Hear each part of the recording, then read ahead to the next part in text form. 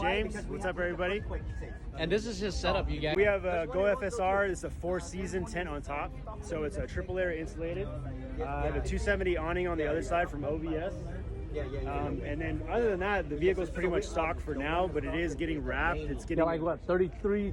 Yeah, 33-inch tires right now. Sure. We're doing full custom rear, front bumper, rock sliders on the side eventually in a couple of months. It's also getting wrapped pretty soon.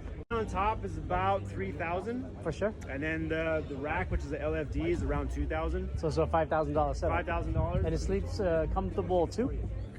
Easily two. If you had two and a baby, yeah, it's possible, you know. And the off-road trailer is a 2021 Tiger Moth. Yes. This is an off-road trailer. I'm gonna go check my wife over there. All right, brother. You can literally take it off-road. Yeah, for sure. Yeah.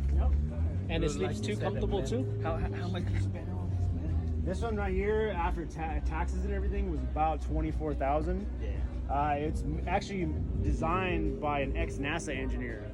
So everything is designed to be lightweight. The trailer is only 1,400 pounds.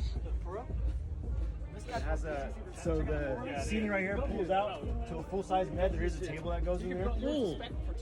It's actually folded down right here. Here's the top to it. For sure. We twist it right on. Yep. Ventilation fan. It's got full lighting on the inside. And then if you want, they also make an AC unit that can go in that window right there. For sure. It's got internal power.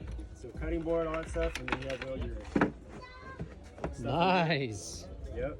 And the cutting board. We got the fish sauce and all that stuff. Yo, that's the table. Oh man, that's like that, huh? Man, guess what? I can watch my movies right here. You know, put my little iPad or phone right here, watch a show, relax. You got to get one of these.